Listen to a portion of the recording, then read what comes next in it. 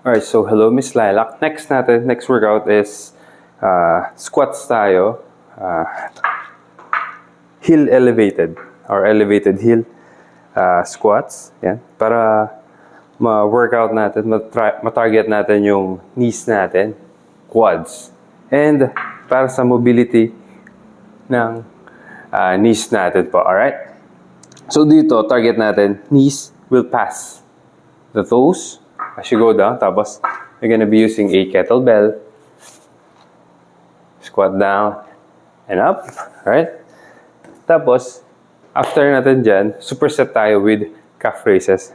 So, pwede tayong gumamit ng wooden block or plates. Yung isang malaking plate natin para ma-elevate lang yung heel natin. And then, after doing the squats, calf raises, kuha tayong dalawang dumbbell. Tapos, tapak pa rin tayo doon. Up. For this one, calf raises, targeting natin yung calves natin for more stability yan. Ayan. Tapos, let's go. Pakita natin. Ayan. So, hawakan natin kettlebell, 10 or check natin yung weights later sa ano nyo po. Tapos, yan. Close to your chest, elbows in. By the way po, neutral stance tayo.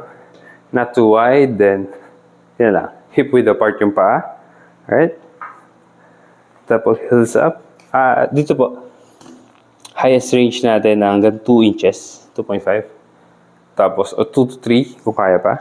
Then, yan. Tapos, close. Check yung back, shoulders back. Back natin, diretso. Alright? So, inhale down. And then, up. Again. Slow, slow, slow. Then, quick up. Down. Rise. So, dito po mararamdaman nyo, magpa-fire talaga yung quads natin. Then, strengthening your knees.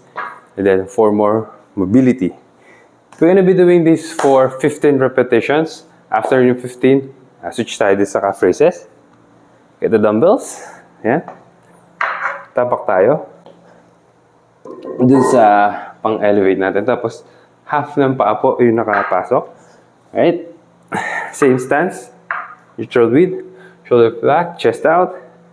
Lift. So, exhale. Inhale slow. Quick yung pag-taas. Okay pa? Pagtaya. So, calf raises. 20 repetitions.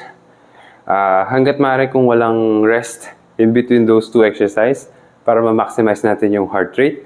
And then, after one set, rest for 1 to 2 minutes. Tapos, 4 to 5 sets.